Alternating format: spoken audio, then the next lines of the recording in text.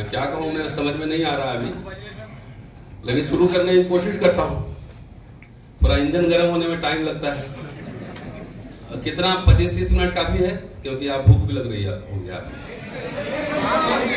तो जब मैं यहाँ आया तो यहाँ हाई साउंड वॉल्यूम ये सब बज रहा था, और उसका साउंड रिदम वैसा ही था जैसे दिल्ली के सड़कों पे आएंगे आप तो वो जो क्या बोलते हैं कांवड़ यात्रा में, शिव यात्रा में, अभी सब दुर्गा पूजा हो रहा है, आप आइए खंडेवाला में देखिए। कल मैं ट्रैफिक में फंसा हुआ 25-30 मिनट, तो मैं गौर कर रहा था कि high sound, high volume, rhythm, उसी तर्ज पर बाबा साहब का गाना क्यों। बाबा साहब जब कैबिनेट मिनिस्टर थे उस समय उन्होंने बजाना सीखा म्यूजिक, और कबीर पीछे हैं, गूगल कर लीजिएगा, पता लग जाएगा कि वो क्या सीखे थे उन्होंने। और मैं गंभीर बातें, कल्चरल प्रोग्राम साउंड म्यूजिक कभी कर लीजिएगा, गंभीर बात इसीलिए ऋषि मुनि जाते थे जंगल में, चिंतन मनन करने जाते थे। लाइब्रेरी इसीलिए बनता है शांति, कुछ काम की बात हो सके। और हाई म्यूजिक का एक फिलॉसफी है कि सोचना नहीं है, झूमना है। सिर्फ सोचना नहीं है, आप बात नहीं कर सकते आपस में, सिर्फ झूमना है। तो हमारा अपना एक म्यूजिक होना चाहिए, ऑल्टरनेटिव म्यूजिक। अभी साहब कह रहे थे कि हमारा ऑल्टरनेटिव, नमो बुद्धाय जय भीम कह रहे हैं, ऑल्टरनेटिव होना चाहिए, तो म्यूजिक भी होना चाहिए। ऐसा नहीं कि शादी में आप बनते को बुलाएं और कर्म कांड रिचुअल वही रहे, तो उसका कोई फायदा नहीं है। उससे बेहतर है कि नास्तिक रहें, कोर्ट संवैधानिक शादी ब्याह करें, बाबा साहब के संविधान के हिसाब से कोर्ट में जाएं, कम खर्चे में शादी करें, दोस्तों को खाना खिलाएं, और शादी ब्याह पे ज्यादा पैसा नहीं खर्चा करें। उसी पैसा से पहले बेटी को और फिर बेटा को ऑक्सफोर्ड, कैम्ब्रिज, हार्वर्ड में पढ़ाएं। क्योंकि मैंने देखा है, मेरा एक्सपीरियंस है, अनुभव है। थोड़ा इसी में बोल देता हूं, फिर आगे आऊंगा। हमारे लोग झूठ मूठ का शो ऑफ करने के लिए जिंदगी भर पीएफ में पैसा कटाता है, बेटी के शादी में पटाखा फोड़ने के लिए, पंडाल लगाने के लिए, आईआईटी का कोचिंग नहीं कराता है, विदेश नहीं पढ़ाता है, हायर स्टडीज में कोई नहीं भेजता है। वो खाली कुछ दहेज देने के लिए और गहने खरीदने के लिए, इसमें खर्च करने के लिए। मिडिल क्लास का माइंडसेट है, यानी कि मेरा पंडाल बहुत अच्छा रहे। तो मैं तो चाहता हूं कि आपका पंडाल जो है ना, मुकेश अंबानी की पंडाल की तरह रहे। ये वाला बनिए, फिर ये वाला बनिए। बहरहाल मुझे जो विषय दिया गया है कि सामाजिक एकीकरण में एससी/एसटी कर्मचारियों की भूमिका।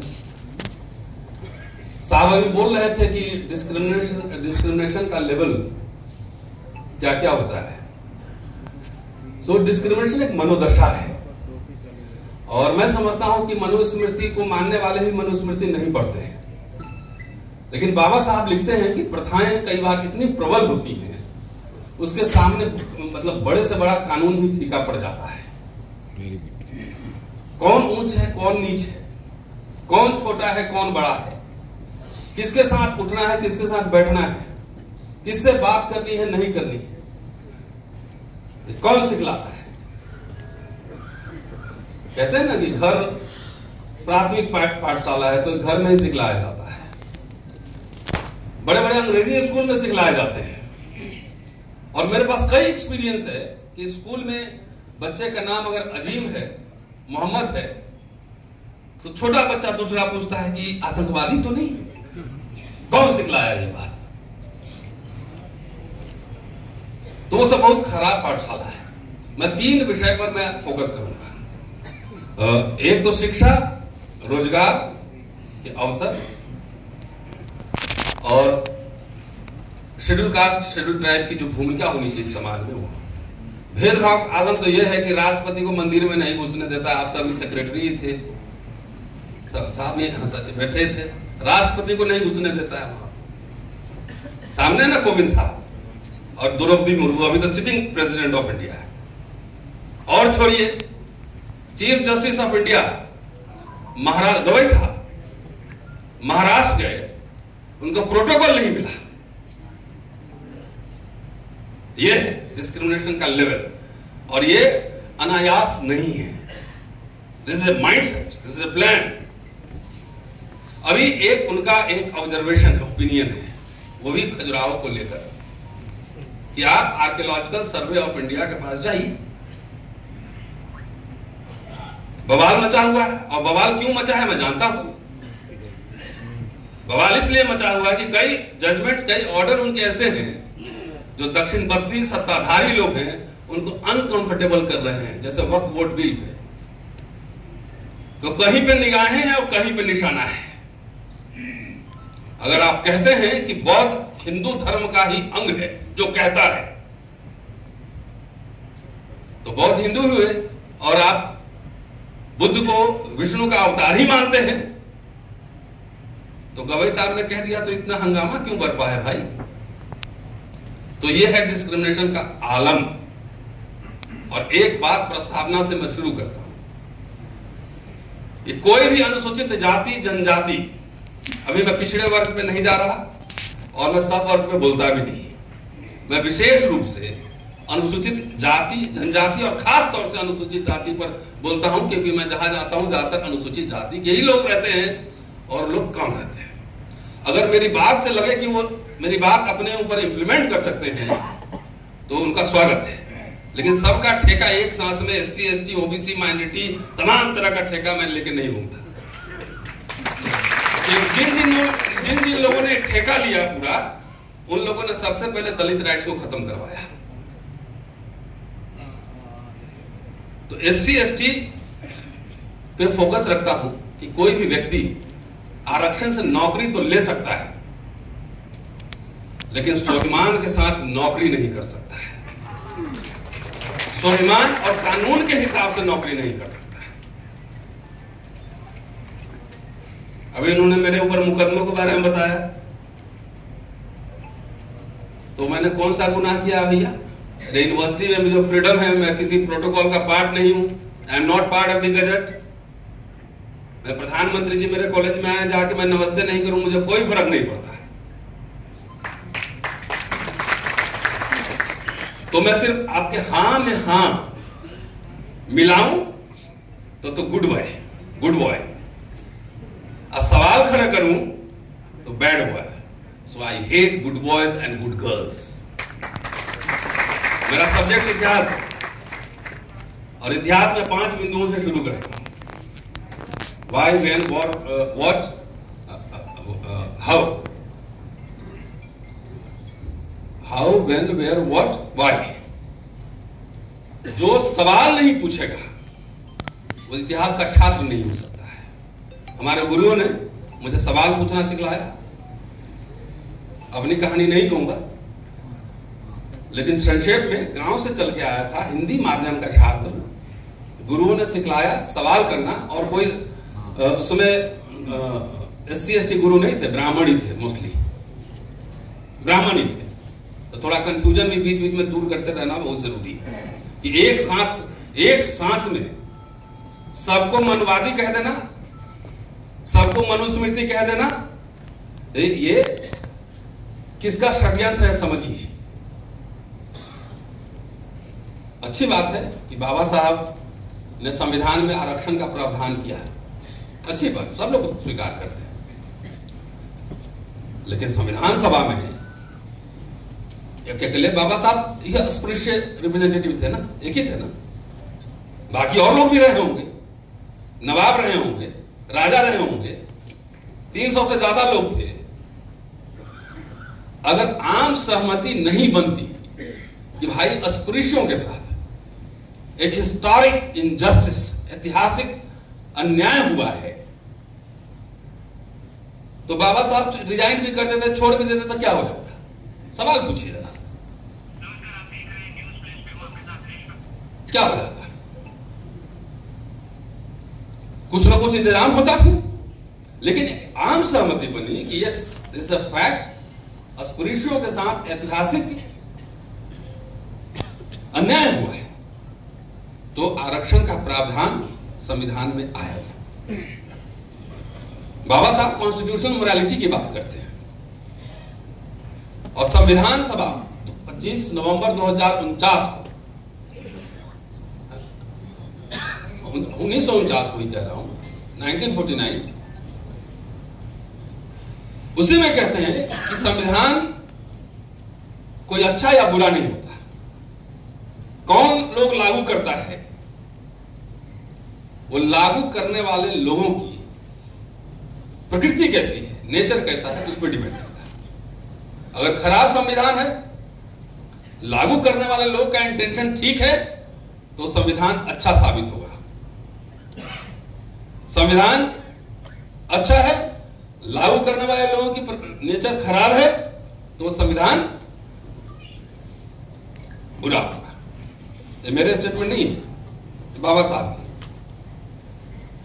तो आखिर ये बताइए, दलित मिडिल क्लास नौकरी पेशावर, मैं तो ये कह रहा हूं कि जितने कर्मचारी, मैंने सुना है कि अच्छा काम हो रहा है यहां पर, और मैं मध्य प्रदेश के कई कार्यक्रम में गया हूं, आजाद के कार्यक्रम में, और वहां के बाद पहली बार राजस्थान के कार्यक्रम में आ रहा हूं, और जितने जगह जाता हूं इस तरह का कार्यक्रम, इस तरह का सिंसियर लोग नहीं मिलते हैं मुझे। मद्रास में काफी एक्टिव है, और मुझे याद है कि दिग्विजय सिंह ने एक लैंड भी अलॉट किया था वहां पे, उस पर एक शानदार बिल्डिंग बन चुकी है। मैंने एक वीडियो भी उस बिल्डिंग में बनाया था जब निर्माणाधीन था वो बिल्डिंग। तो अच्छा काम हो रहा है, तो आप क्या कर सकते हैं? अगर एक शब्दों में कहें तो आप कुछ नहीं कर सकते कि नौकरी बचाते बचाते आप प्रोटोकॉल मानते मानते जो है ना, गुस्से में रिटायर हो जाता है। या तो कुछ पैसा कमा लीजिए, आराम से रहिए, yes boss, boss is always right, don't question. यही है, मेरे घर में भी ब्यूरोक्रेट लोग हैं, मैं जानता हूं कुछ। ये है। दूसरी बात है कि अगर आप एक रहें तो आप समाज को भी दे सकते हैं और अपनी सुरक्षा भी दे सकते हैं, क्योंकि मैं जानता हूं SC/ST के संगठन इतने बिखरते हैं। बाबा साहब का एग्जाम्पल, उनके जीवन काल में शेड्यूल कास्ट फेडरेशन में झगड़े शुरू हो गए। रिपब्लिकन पार्टी ऑफ इंडिया कई खंडों में बट गया, और अभी जो हाल है उस पर क्या टिप्पणी करना। वैसे मैं विवादित आदमी हूं, मैं जो बोलता हूं खाली व्यवस्था वाले कोई गड़बड़ असहज महसूस नहीं करते हैं, हमारे लोग भी असहज महसूस करते हैं, क्योंकि सवाल जब पूछे जाएंगे तो समीक्षा तो सबकी होनी। तो मैं सिर्फ ये कहना चाह रहा हूं कि आप लोग यूनाइटेडली अगर एक रहें तो किसी भी सरकार को आप झुका सकते हैं।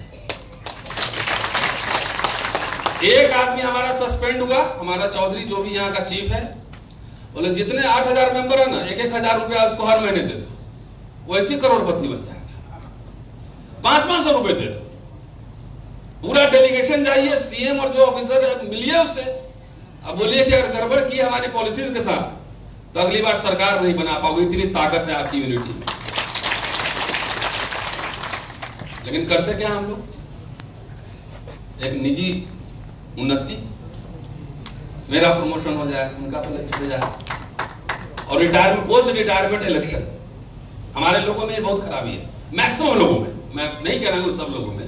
जहां भी जाता हूं ना, बगैर राजनीति के इलेक्शन के कोई बात कंप्लीट नहीं होती है, बगैर इसके बात कंप्लीट नहीं होती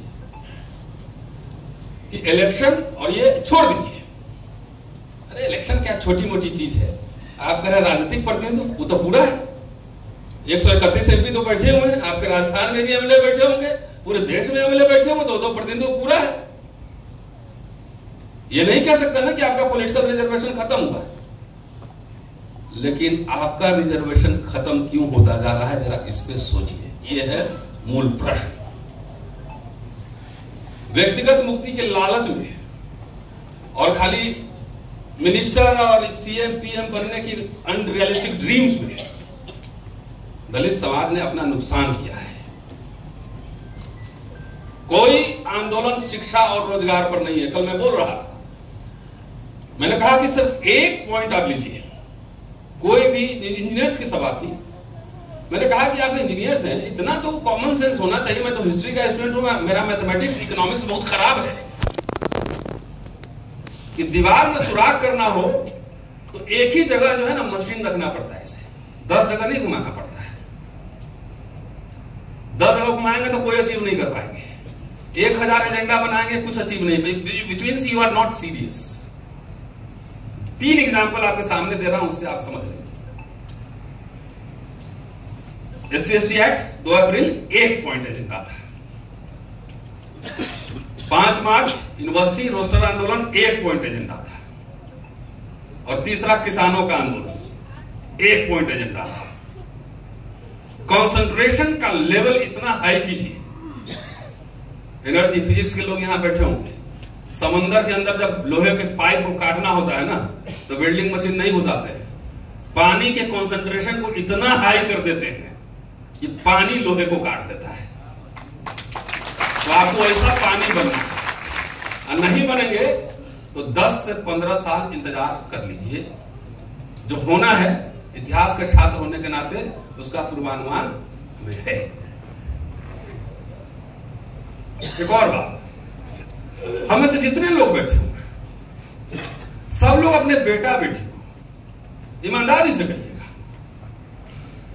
डॉक्टर, इंजीनियर, ICS, PCS बनाने के अलावा ज्यादातर लोग क्या सोचते हैं, क्या विकल्प है? ईमानदारी से बता दीजिए। एक नौकरी के अलावा कुछ नहीं सोचते हैं, और नौकरी ही खत्म हो रही है, ये समझिए पैराडॉक्स।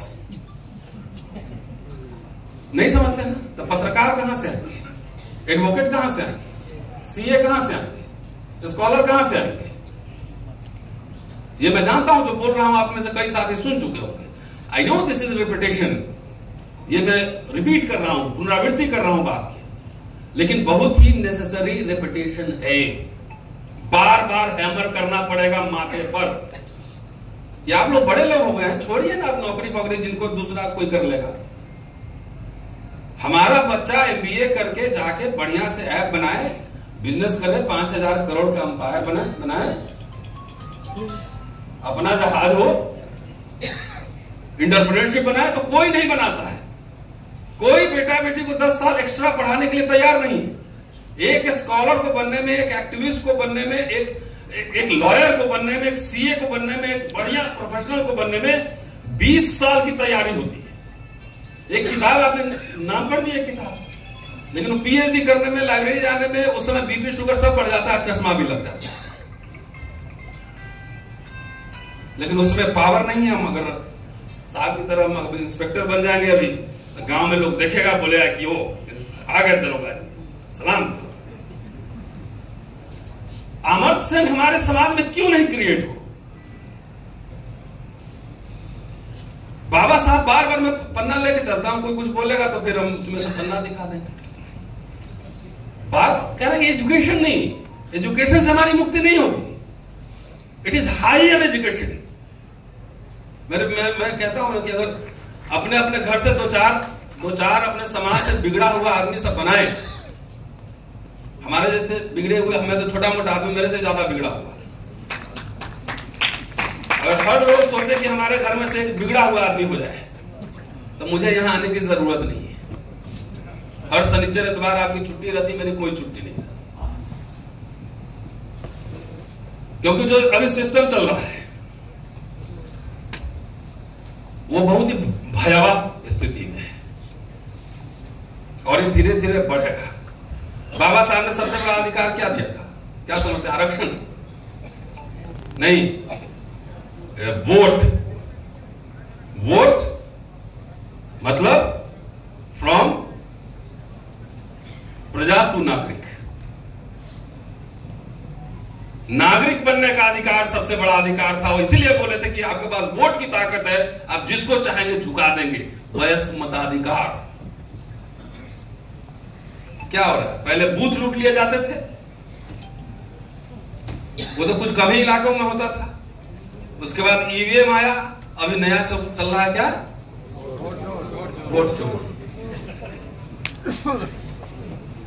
तो जब आपके वोट से हमको सरकारें नहीं बनाना है, तो हम आपके लिए काम क्यों करेंगे? हम अपना इंतजाम कर लेंगे।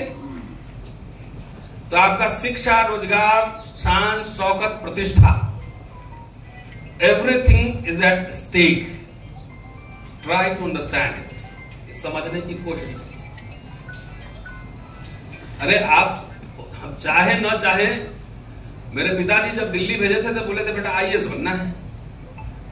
हम फर्स्ट ईयर में आते आते बोले कि हमसे ना होगा, थोड़ा बिगड़ा हुआ आदमी, विद्रोही हूं, अब 60 साल तक इंतजार नहीं करूंगा। 60 साल तक मतलब रिटायरमेंट तक इंतजार नहीं करूंगा। अगर गहलोत साहब से हमको सवाल जवाब करना होगा तो अभी करूंगा। अगर राहुल गांधी जी से सवाल जवाब करना है तो अभी करूंगा। मोदी जी से सवाल जवाब करना है, मुझे कहना है तो अभी करूंगा। रिटायरमेंट तक इंतजार नहीं होगा मेरे से। तो मैंने सोचा एकेडमिक्स बढ़िया है, तनख्वाह भी मिलेगी, फ्रीडम भी रहेगा, लिखने पढ़ने की आजादी भी रहेगी, बोलने की भी आजादी रहे, भले थाने में ले चलो, जेल ले चलो, केस मुकदमा करो, नौकरी तो बची रहेगी। दाल रोटी के लिए हम आप पे डिपेंडेंट नहीं है, किसी पे डिपेंडेंट नहीं है। प्रमोशन हो चाहे नहीं हो, बीसी बनने का हमको शौक नहीं है, प्रिंसिपल बनने का शौक नहीं है, कोई डायरेक्टर फायरेक्टर बनने का हमको शौक नहीं है। मैं अपना ओरिजिनल एक्टिविस्ट के फॉर्म में रहता हूं, इससे मेरा ऑक्सीजन का लेवल बढ़ता रहता है। जैसे चेयर पे बैठ जाता तो मेरे चेयर के ऊपर एक चेयर होगा और मुझे वो डिक्टेट करेगा। उससे बढ़िया उस चेयर को ही क्वेश्चन करे सीधा कि मेरी बात सुनिए कि नहीं सुनिए, कुछ करें। तो कहने का मतलब यह है कि जो आप मिडिल क्लास बने हैं, एक ऐतिहासिक प्रक्रिया है। 1919 में बाबा साहब जब साउथ बोरो कमेटी को मेमोरेंडम दे रहे थे, उस समय बॉम्बे प्रोविंस में, बॉम्बे मतलब आज का महाराष्ट्र नहीं, इंक्लूडेड कर्नाटक एंड गुजरात, सिर्फ एक शेड्यूल कास्ट का ग्रेजुएट था। 1942 जब grievances of schedule caste viceroy को जब वो दे रहे थे मेमोरेंडम, उस समय कह रहे हैं 400-500 शेड्यूल कास्ट ग्रेजुएट।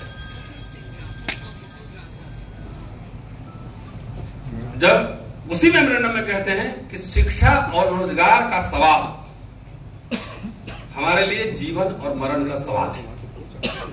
कांग्रेस से खूब लड़े थे, उनसे ज्यादा कोई नहीं लड़ा होगा, बाकी लोग बकवास किया होगा, गाली गलौज किया होगा। उनकी लड़ाई गांधी और नेहरू से सैद्धांतिक थी, व्यक्तिगत नहीं थी। जब वो जाते हैं संविधान सभा में तो क्या कह रहे हैं कि संविधान सभा में मैं इसलिए आया था कि मैं अनुसूचित जातियों के हितों की रक्षा कर सकूं, इसलिए मैं संविधान सभा में आया था।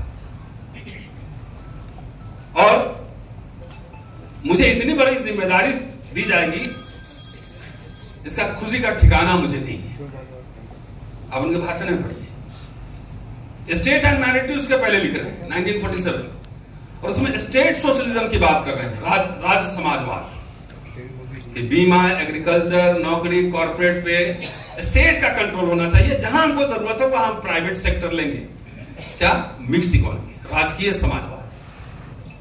कांग्रेस मंत्रिमंडल में शामिल होते हैं और कहते हैं कि अनुसूचित जाति के कुछ हितों की रक्षा करना मेरा कर्तव्य था। लखनऊ का भाषण है 24-25 अप्रैल 1948 कि लोग पूछते हैं कि आप 25 साल तक कांग्रेस से लड़ते रहे, तो आप कांग्रेस क्यों सरकार चलाएंगे? तो उन्होंने कहा कि हमारे सामने अंधेरा था और लड़ाई सिस्टम के अंदर से भी होती है और बाहर से भी होती है। कुछ लोग सिस्टम के अंदर होते हैं, सिस्टम के अंदर वही लोग काम कर सकते हैं जिसको बाहर से सपोर्ट हो। कोई बल हमारे पास नहीं था, न ज्ञान बल, न धन बल, न विद्या बल। आपके पास अभी भी ये सब हो जाए, अगर मान लिया बिजनेस भी कर रहे हैं तो बिजनेस को प्रोटेक्ट करने के लिए और ज्ञान को, इंटेलेक्चुअल को प्रोटेक्ट करने के लिए आपको लठबल भी चाहिए, शक्ति बल। क्योंकि मेरे इधर कहावत है कि मार के डर से भूत भागता है। लठबल का मतलब शक्ति। एक एक आदमी को तोड़ना बहुत आसान है। तो उस मेमोरेंडम में कह रहे हैं कि हम हर समय लड़ने के लिए नहीं लड़ना चाहिए। ये बात सही है कि मैं कांग्रेस से लड़ता रहा 25 वर्षों तक, लेकिन अब लड़ने का कोई फायदा नहीं, क्योंकि कैबिनेट मिशन ने हमारी बात नहीं मानी। और जब कैबिनेट मिशन आया तो बहुत गुस्से में थे और अपने अनुयायियों को कह रहे थे, शेड्यूल कास्ट फेडरेशन के अनुयायियों को अब गुस्से में कह रहे थे कि जब ये कैबिनेट मिशन में हमारी बात नहीं मानी जाएगी, हम बम का निर्माण कर रहे होंगे और आपसे बेहतर ग्रेनेड चलाना हम जानते हैं। अपने अनुयायियों को कह रहे थे कि आप तैयार रहिएगा, ये भी कह रहे थे। मेरी अगली किताब का हेडलाइन यही है कि हम बमों का निर्माण कर रहे होंगे, ऊपर अंबेडकर और संसदीय लोकतंत्र। तो कांग्रेस सरकार में शामिल, देखिए हिस्टोरिक जो मिसजजमेंट, जितने बड़े लोग होते हैं ना उतने बड़े हिस्टोरिक मिसजजमेंट भी हो सकते हैं। बाबा साहब का शेड्यूल कास्ट फेडरेशन चुनाव में उतरा 51 में, बाबा साहब रिजाइन कर चुके हैं और पंजाब का भाषण जालंधर और लखनऊ में कांग्रेस को खूब अटैक कर रहे हैं नेहरू को, लेकिन नेहरू की नीतियों को लेकर पर्सनल अटैक नहीं, पर्सनल तो कह रहे हैं कि Nehru is very honest man, तो खूब कांग्रेस को अटैक कर रहे हैं। और उसी घोषणा पत्र में, शेड्यूल कास्ट फेडरेशन के घोषणा पत्र में लिख रहे हैं कि आरएसएस और हिंदू महासभा जैसे प्रतिक्रियावादी शक्तियों के साथ हमारा कोई समझौता नहीं होगा। भाषण में कह रहे हैं, मैं इतिहास के छात्र होने के नाते समीक्षा कर रहा हूं कि कांग्रेस सरकार आपको कुछ नहीं देगी। 10 साल तक पॉलिटिकल रिजर्वेशन है, 10 साल तक पॉलिटिकल रिजर्वेशन है और उसके बाद खत्म हो जाएगा, आपको कोई पूछने वाला नहीं होगा। और 42 में क्या कह रहे थे कि शिक्षा और रोजगार हमारा सबसे केंद्रीय उपाय, जीवन मरण का प्रश्न, और उन्होंने प्रोविजन करवा दी संविधान में। तो देखिए क्या ब्यूटी है कि 10 साल यानी 2 चुनाव, 51 से 61, तो रिजर्वेशन खत्म हो जाना चाहिए था, पॉलिटिकल रिजर्वेशन खत्म होना चाहिए था ना, हुआ आज तक? कांग्रेस सरकार रही, चूंकि उस समय कांग्रेस ही एक पार्टी थी जिससे लड़ा, विरोधी पक्ष जो है एकजुट नहीं था, कम्युनिस्ट अलग थे, सोशलिस्ट अलग थे, तमाम धड़े अलग थे। लेकिन 51 के चुनाव में उन्होंने सोशलिस्टों से समझौता किया था और उन्होंने कहा था कि एकांगी राजनीति कभी सफल नहीं हो सकती, आपको समझौते करने पड़ेंगे। शेड्यूल कास्ट अपने बल पे देश भर में 5-10 एमपी भी नहीं जितवा सकता आज भी। एक भी नहीं, हम तो 5-10 थोड़ा सा लिबर्टी दे देते हैं, जिनको पीएम बनना होगा अपना देखेंगे, 10 भी जीत लेंगे तो 10 साल में, लेकिन वो नहीं हुआ। आखिर 90 तक कांग्रेस की सरकार रही, बीच में जनता पार्टी की सरकार रही, चलता रहा। अभी बीजेपी की सरकार है, उसने भी इसको खत्म नहीं किया। अच्छा, 56 में बाबा साहब का परिनिर्वाण हो गया। 56 में ही आगरा का एक भाषण है और जिसको बहुत लोग मिसकोट करता है कि पढ़े लिखे लोगों ने धोखा दिया है, कहता है। अच्छा, 56 में कितने ग्रेजुएट आईएएस हो गए होंगे, आईपीएस हो गए होंगे, जरा बताइए। जब 42 में, अभी तो शुरू ही हो रहा है ना, इंडियन रिपब्लिक शुरू हो रहा है, 26 जनवरी 50, 6 साल में कितना मिडिल क्लास हो गया हो, कितने नौकरी पेशा लोग रहे होंगे, गिने चुने उंगली पर।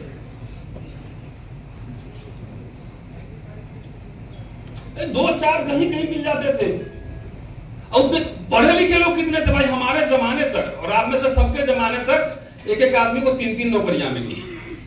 सतबीर जी किधर बैठे हुए, इधर तो है नहीं, यहां इन्हीं को 3 नौकरी मिली है, मेरी भी, मुझे भी मिली है।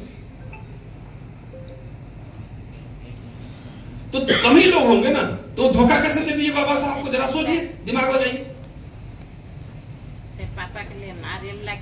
उन्होंने कहा था कि जो उम्मीद थी वो उम्मीद पर खड़े नहीं। 1942 में वही आंकड़ा दे रहे हैं कि 1056 आईसीएस में से सिर्फ एक शेड्यूल कास्ट का नॉमिनेटेड है, एक 42 में 1942, तो 56 तक आते आते क्या 5000 आईएएस हो गया? नहीं हुआ, वन ऑब्वियस है। तो पहला जनरेशन जिसको नौकरी मिलता है, हमारे सबके बाप दादे मजदूरी रहे होंगे कि एकाध किसी का जमींदार रहा हुआ तो रहा होगा, सब मजदूरी रहा, खेती और मजदूर। पहला तो नौकरी मिला, डर शाम के गांव में उठने बैठने नहीं देता था, ना पीटता था, कैसे कैसे पढ़ के नौकरी आया। तो अपने पहले घर बनाएगा, पिताजी का धोती कमीज खरीदेगा, थोड़ा बढ़िया खाना खाने की कोशिश करेगा, अपना पैंट शर्ट खरीदेगा, कि नौकरी करके क्रांति करने जाएगा। क्रांति करने के लिए हम लोग दूसरे तरह के नौकरी वाले कि जो अपना घर संभालेगा ना। तो ये सब इतना प्रचार किया, पढ़े लिखे लोगों ने धोखा, जानते हैं जानबूझ के किया। ये आपके पास गए आईएएस ऑफिसर हैं, देखिए बाबा साहब ने कहा था पढ़े लिखे लोगों ने धोखा दिया है, तो बोला भाई एक काम कर, 10,000 रुपया लो, हम धोखा नहीं दिए, 10,000 रुपया लो, जाओ। तो पैसा ठगने का बहुत सारा स्लोगन है, और इसलिए ठगने का कह रहा हूं कि बाबा साहब और चंदे का सवाल, मैंने कुछ मटेरियल इकट्ठा किया है। पाई पाई का हिसाब वो देते थे, पाई पाई का। जिंदगी में जब उनका परिनिर्वाण हुआ तो कर्जदार बने, कर्जदार। हमारे लोग कितना अरब आप ही लोग का पैसा ठग लिए हो, लेकिन कोई हिसाब, एनुअल बजट हिसाब, एक्सपेंडिचर नहीं होता है। बहरहाल तो 56 में अगर कांग्रेस इतनी खराब थी, सब कुछ था, तो फिर पब्लिक सेक्टर यूनिट का बनना, school, college, university, land reforms, जमींदारी उन्मूलन, बैंक का नेशनलाइजेशन, पीएसयूज, सेल, भेल, गेल, ये बनाने की कोई जरूरत नहीं होती। रिजर्वेशन लागू भी नहीं करता तो आप क्या कर लेते? अगर आपको फ्री एजुकेशन, स्टाइपेंड, फेलोशिप नहीं मिलता तो आप में से बहुत लोग नहीं पढ़ पाते। लखनऊ में एक प्रोग्राम में था, एक बहुत बुजुर्ग 60s के ग्रेजुएट थे, मैंने पूछा कितना आपको फीस लगता था? साल का 12 रुपये। और स्टाइपेंड कितना मिलता है? 144 रुपये। आप ईमानदारी से बोलिए कि आप में बहुत सारे लोग फ्री एजुकेशन की वजह से, स्टाइपेंड की वजह से, स्कॉलरशिप की वजह से पढ़े कि नहीं पढ़े? तो ऐसा तो नहीं था कि कुछ नहीं हो रहा था, कुछ ना कुछ तो हो ही रहा था, तभी तो मिडिल क्लास बना। और 1985 में आते आते एक आंकड़ा मैंने पढ़ा कि SC ST कर्मचारियों की संख्या 20 लाख थी। एक कम बड़ी उपलब्धि थी, ये कम बड़ी उपलब्धि थी कि जिसके घर में खाने का नहीं था वो स्कूटर खरीद रहा है, और उसको निगेट कर देना कि नहीं कुछ नहीं हुआ। जो पॉलिटिकल विल पावर नहीं होता सरकारों में। अरे इंदिरा गांधी इमरजेंसी लगाई तो लोगों ने कहा काला युग था, मैंने कहा नहीं, तुम्हारे लिए होगा, हमारे लिए नहीं था। दलितों के लिए स्वर्ण निकालता, उसको बहुत प्रोटेक्शन मिल रहा था, कोई मारता वारता नहीं था, नौकरी मिल रही थी, बुला बुला के नौकरी दे रहा था, घर से बुला के यूनिवर्सिटी में भेज रहा था, IIT में भेज रहा था। कौन विद्रोह कर रहा था? जमींदारी उन्मूलन से परेशान कौन था? प्रीवी पर्स खत्म होने से परेशान कौन था? हमारा तो कोई राजा महाराजा नहीं था, जमींदार नहीं था। बैंक के नेशनलाइजेशन से परेशान कौन था? हमारा तो कोई बैंकर नहीं था। पाकिस्तान के विभाजन, बांग्लादेश के बनने से हमारा क्या मतलब था? तो हमारे बाबू जगजीवन राम उस समय थे, वही तो डिफेंस मिनिस्टर थे। तो उससे अमेरिका न परेशान होगा, यूरोप न परेशान होगा, हमारा क्या था? तो कौन सारे लोग थे जो उसके खिलाफ, स्टेट के खिलाफ विद्रोह कर रहे थे? तो हम लोग किसी को थैंक यू भी नहीं बोलते हैं कि थैंक यू मैडम, आपने हमारे बच्चों को पढ़ाया। सबको एक लाइन से दुश्मन बना देते हैं। हम पढ़े लिखे लोग, वो मिडिल क्लास का जो फॉर्मेशन था वो इंडियन रिपब्लिक की देन थी, वो कॉन्स्टिट्यूशन की देन थी,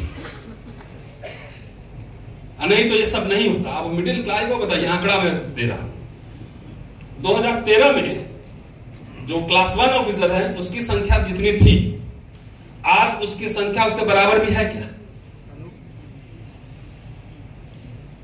नहीं, नहीं। आज जो स्टाइपेंड फेलोशिप लेके आप इंजीनियर डॉक्टर बने हैं, मुझे पता है कि 2-4 हजार रुपए में कई लोग डॉक्टर बने होंगे, कई लोग इंजीनियर बने होंगे, 2-4 हजार रुपए। आज आज मेडिकल की फीस कितनी है? पीजी तक पढ़ाने में कितने पैसे लगेंगे? सारा स्कॉलरशिप फेलोशिप खत्म और कोई हम में हलचल नहीं, हमें आक्रोश नहीं, हमें गुस्सा नहीं, हमारे नेताओं में गुस्सा नहीं। क्यों? कि हमारा काम था कि इन पर लगाम लगाना, नेताओं पर। हमने नेताओं पर लगाम नहीं लगाई, हम लोग व्यक्तिगत काम में उलझे रहे।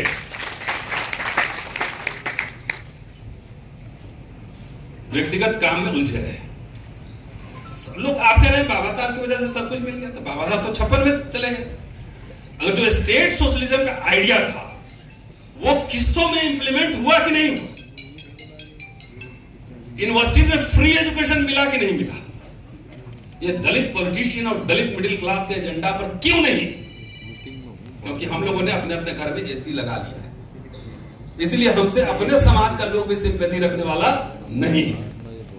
मैं प्रस्ताव रख रहा हूं आपके सामने, अजाक की तरफ से इंटरनेशनल फेलोशिप 5 आप प्रस्तावित करिए कि राजस्थान का बच्चा जो भी ऑक्सफोर्ड, कैम्ब्रिज, हार्वर्ड में पढ़ने जाएगा और उसको फेलोशिप सरकार से नहीं मिला, विदेश से फेलोशिप नहीं मिला, तो अजाक 5 बच्चों को पढ़ाएगा। ये कर सकते हैं।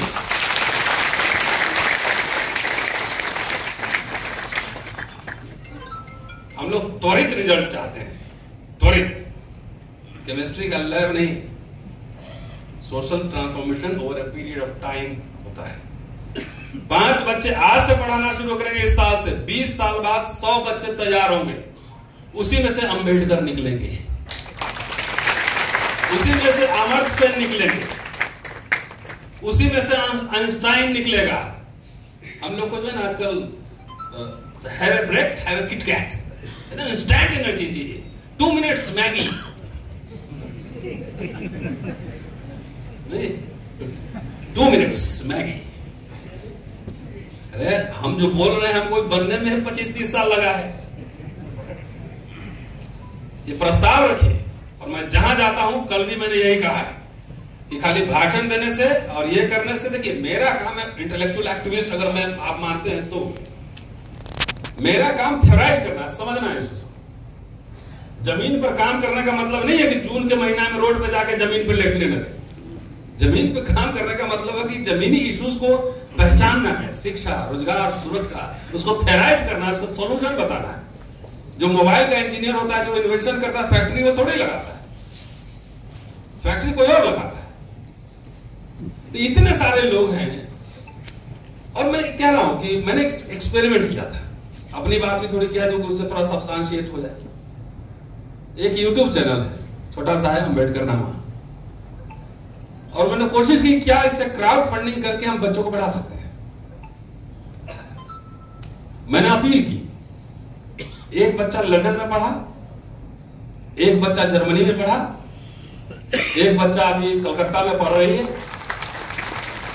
करीब 45 से 50 लाख रुपए लोगों ने दिया। आप यकीन मानेंगे कि जो गरीब बच्चे थे गांव के, 1 रुपया वो भी भेज रहे थे। मैंने एक लैब में एक्सपेरिमेंट करके मैंने दिया। अब उसका परिणाम यह हुआ कि मुझे बंद करना पड़ा। हर दिन 2 फोन आते हैं कि सर मेरे लिए भी कीजिए, मेरे लिए भी कीजिए। Is it possible for me? No, absolutely not. ये जितने बड़े बड़े संगठन हैं, मिशन मूवमेंट के नाम पे, जो वो सब छोड़ दीजिए। सब जगह के संगठन खाली एक ही काम करें कि हम अपने यहां से इंडियन एक्सप्रेस में आर्टिकल लिखने वाला स्कॉलर पैदा करेंगे। सर जर्नलिस्ट ऐसे नहीं बनता है, उसके लिए बहुत पढ़ना पड़ता है। लॉयर सुप्रीम कोर्ट में कपिल सिब्बल बनाने के लिए, अभिषेक मनु सिंघवी बनाने के लिए 25 साल पढ़ाना पड़ेगा। 2 बच्चों को जो है ना हार्वर्ड लॉ स्कूल से लॉ भी करवाना पड़ेगा।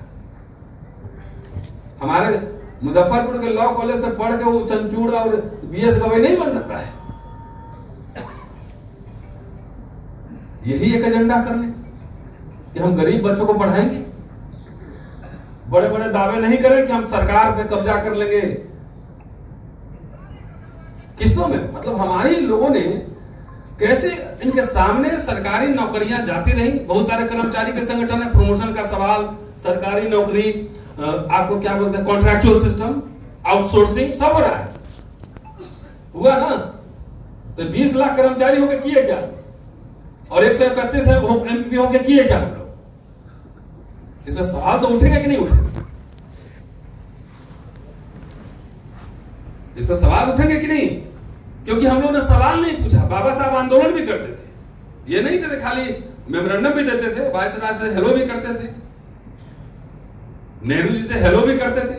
और हमारे लोगों ने ऐसा फैलाया भ्रम कि गांधी और अंबेडकर और नेहरू, बाबू जगजीवन राम सब जब मिलते थे मारपीट करते थे आपस में।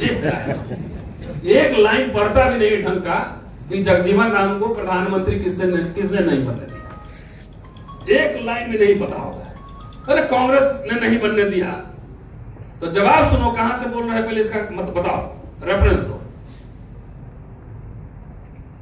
अल बल आए बाएं साए कुछ भी बोलता रहता है कि ये हमें नौकरी ऐसा मिला, संविधान की वजह से मिला। मतलब बीच का जो कंट्रीब्यूशन है, नेहरू, इंदिरा, राजीव गांधी, सबको आप निगेट कर रहे हैं, उसका कोई कंट्रीब्यूशन नहीं। वो लागू नहीं करते तो क्या होता? संविधान तो आज भी है, नहीं बाबा साहब का संविधान है, तो आज खत्म क्यों हो रहा है? ये सवाल पूछो ना, आज खत्म क्यों हो रहा है? ये नहीं दिख रहा है। हाई साउंड म्यूजिक एक्शन, उस पर डांस करना है, सवाल नहीं पूछना है।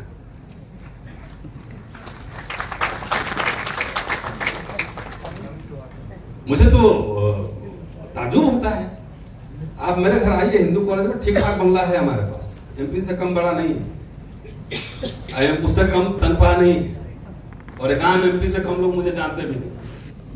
तब भी मैं आराम से रह सकता हूं। मेरे दोस्त यहाँ बैठे हो, मेरे कॉलेज के, जिस कॉलेज में पढ़ाता हूं, इसके स्टूडेंट है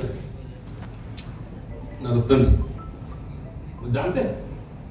तब भी मेरे अंदर आक्रोश है, बीपी शुगर बढ़ा लिया, गुस्सा आ रहा है कि मेरे आने वाली पीढ़ियों का क्या होगा। 10 साल में सब प्राइवेटाइज हो जाएगा तो सब मजदूर बन जाएंगे, सारे टाई सूट उतर जाएंगे, नहीं कोट उतर जाएंगे, खाली गले में टाई छोड़ देगा, सूट उतार देगा, टाई छोड़ देगा।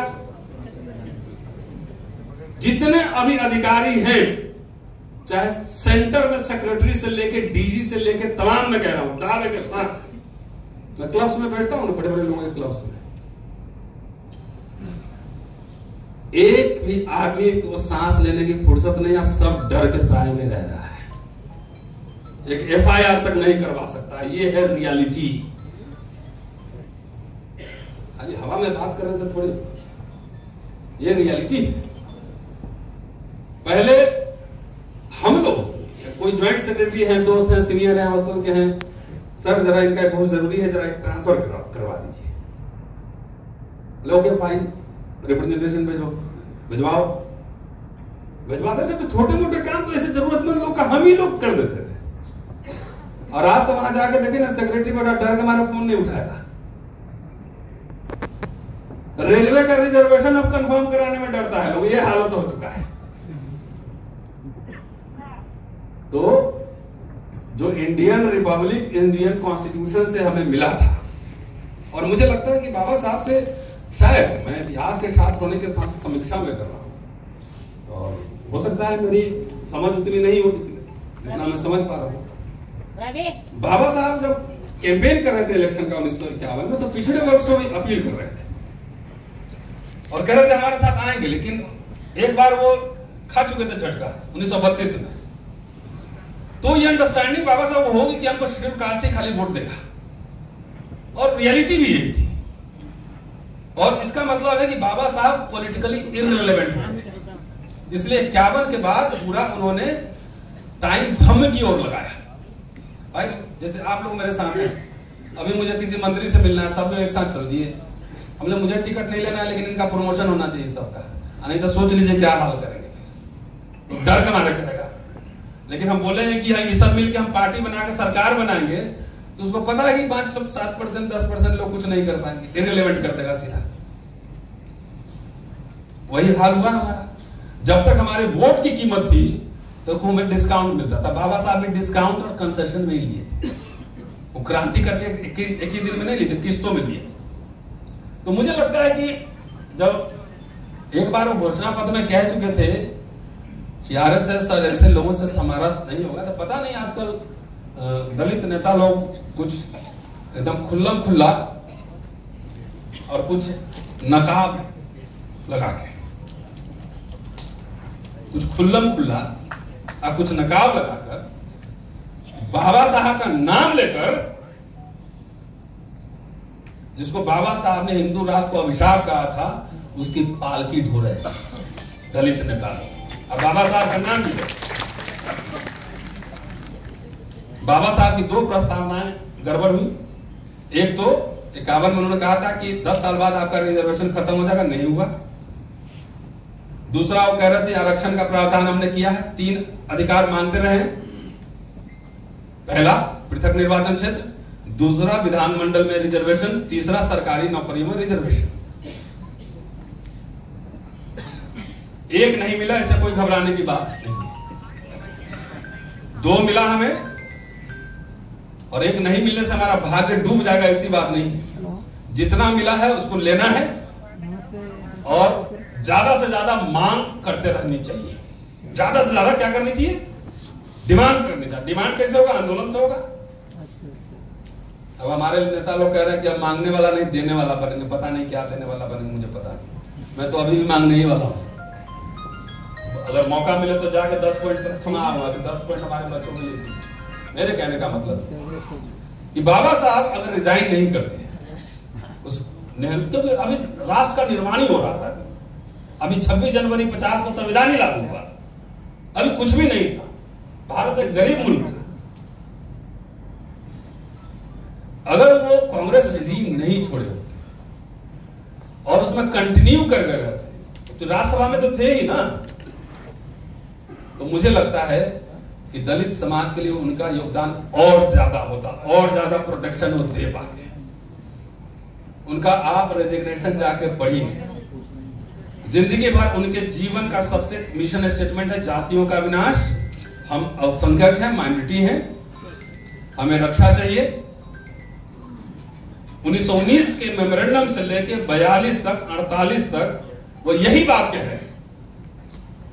और जब रिजिग्नेशन दे रहे हैं तो उसमें शेड्यूल कास्ट का मुद्दा गौन है। जम्मू कश्मीर, पाकिस्तान, महिला ये आरक्षण, sorry Hindu code bill, OBC reservation, Tibet का इशू, ये सारे प्रमुखता से उभर रहे हैं। मुझे लगता है कि बाबा साहब की ये समझ रही होगी कि ओबीसी रिजर्वेशन की हम बात कर रहे हैं या हिंदू कोड बिल की बात कर रहे हैं, इससे हिंदू महिलाएं विद्रोह करेंगी और हमारे साथ आ जाएंगी। शायद उनकी ये अंडरस्टैंडिंग रही होगी, क्योंकि हिस्टोरियन का काम जो पढ़ता है ना, तो उसके सब्जेक्ट के माइंड को भी पढ़ना होता है। हमारा काम ये भी होता है, क्या सोच के जो जिंदगी भर कहना शेड्यूल का शेड्यूल का शेड्यूल का, अनटचेबल्स अनटचेबल्स अनटचेबल्स, और अचानक जो है 47 के बाद जब रेजिग्नेशन दे रहे हैं आजादी के बाद, तो उसमें शेड्यूल कास्ट का विषय गौन है और बाकी प्रमुख हो गया है। हमको लग रहा था कि ये लोग शायद मेरा सपोर्ट करेंगे तो कांग्रेस को चुनाव में हम शिकस्त दे पाएंगे और हो सकता है कि हम पावर शेयरिंग में सरकार में आ जाए, शायद ये अंडरस्टैंडिंग रही हो। लेकिन महिलाओं ने कोई विद्रोह नहीं किया। उनके ऑफिस में महिला गई तो उन्होंने पूछा कि आप तो महिला मेंबर हैं, आपने क्यों नहीं सपोर्ट किया? तो उन्होंने कहा कि मेरे पति ने कहा है कि मैं तुम्हें तलाक दे दूंगा, दूसरी शादी कर लूंगा।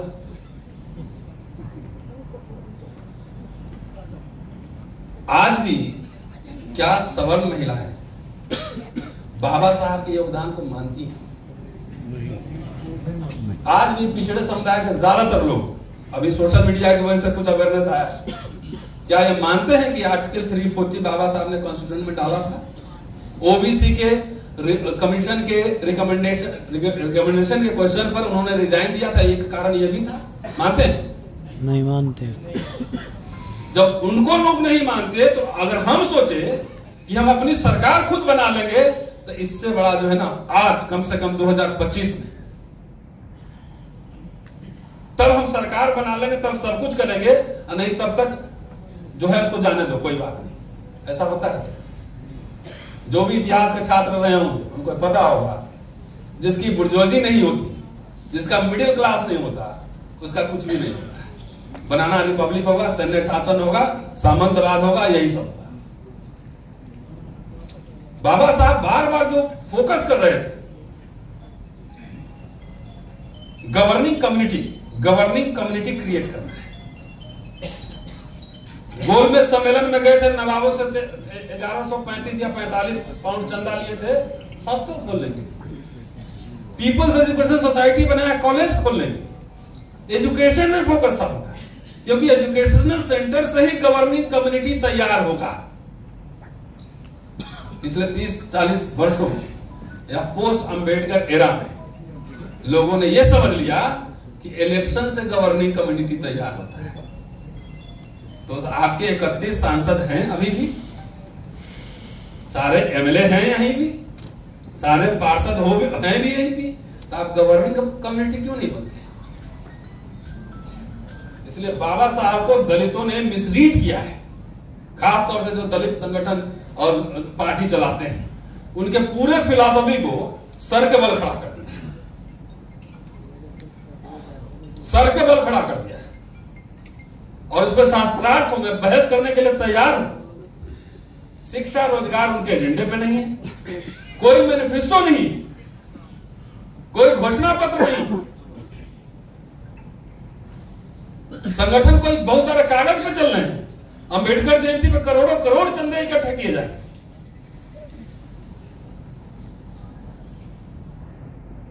बाबा साहब के 3 गुरु थे, चौथे गुरु थे अमेरिका वाले जॉन डेवी, उनके बारे में हमारे यहां चर्चा नहीं होती। बुद्ध, कबीर, फुले, तीनों की कितनी मूर्तियां बाबा साहब ने लगवाई। चंदा उन्होंने जिंदगी भर चंदा मांगा, किस लिए? अखबार निकालने के लिए, स्कूल हॉस्टल खोलने के लिए। हमारे लोग चंदा मांगते हैं किस लिए? मूर्ति बनाने के लिए। तुम बाबा साहब को मूर्तियों में ढूंढ रहे हो, वो किताबों में है भाई, वो विचारों में है।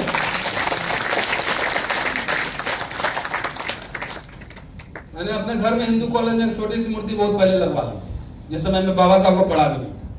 अरे मूर्ति ये लगाना था, लगा के यहाँ रख लो। वो पढ़ाई पे, रिसर्च पे, आप एक मुझे बता दो कि कोई भी संगठन जिन्होंने बाबा साहब के नाम पे मूवमेंट किया हो, पार्टी चलाई हो, एक सीरियस एकेडमिक वर्क पब्लिश किया, एक, वो सारा आ रहा है एकेडमिया से। मैं अम्बेडकरिज्म का स्टूडेंट नहीं हूं, मैं पॉलिटिकल साइंस का स्टूडेंट नहीं हूं, मैं एंशिएंट इंडिया का स्टूडेंट। एक सीरियस किताब,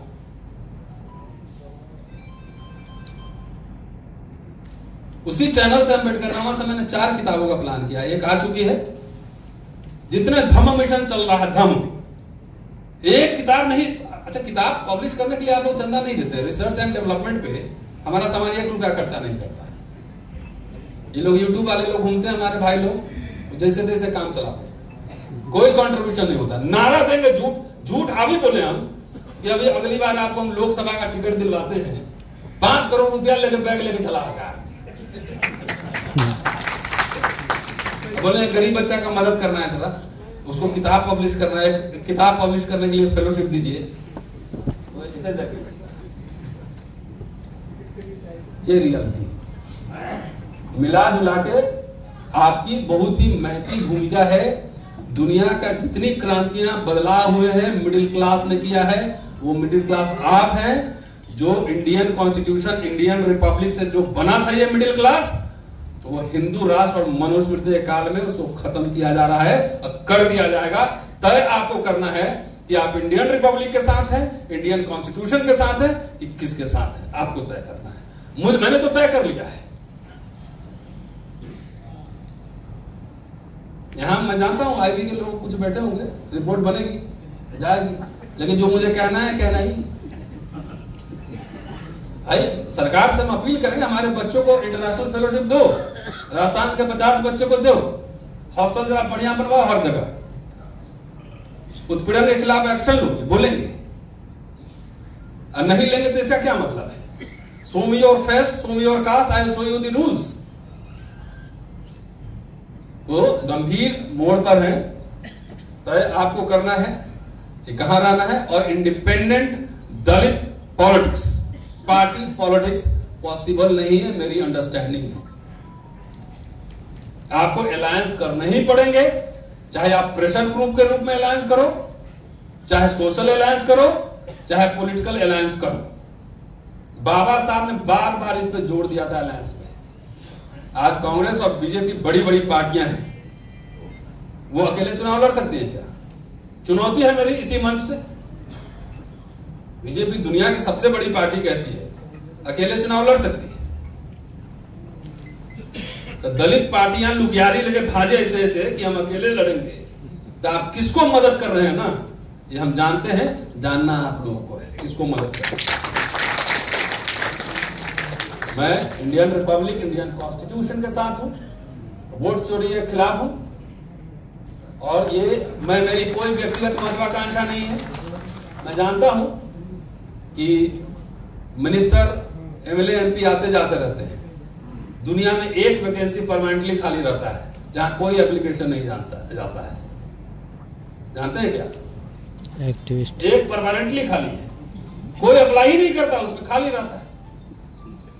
वो है महान आदमी बनने का, और महान आदमी कर्मों से बनता है, लेखनी से, पढ़ने से बनता है, अदरवाइज तो मिट्टी में सबको मिलना ही है।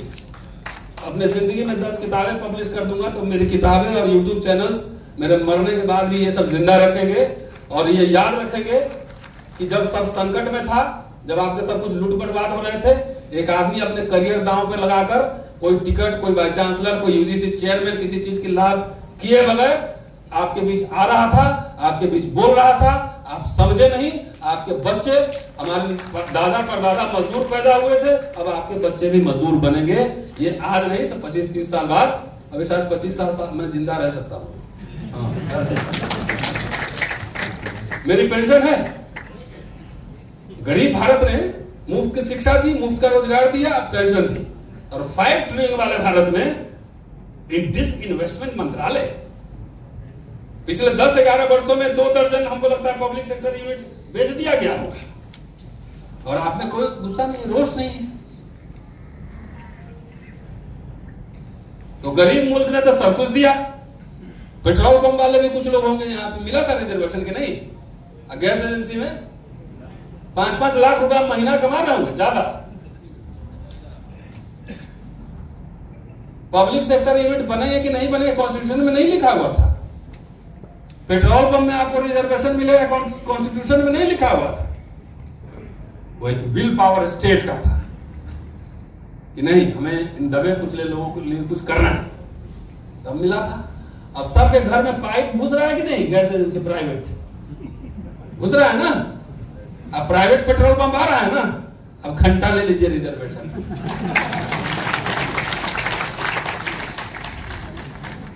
क्या ठीक है ना? काफी हो गया। अब हर घर में पाइप घुस गया, अब प्राइवेट पेट्रोल पंप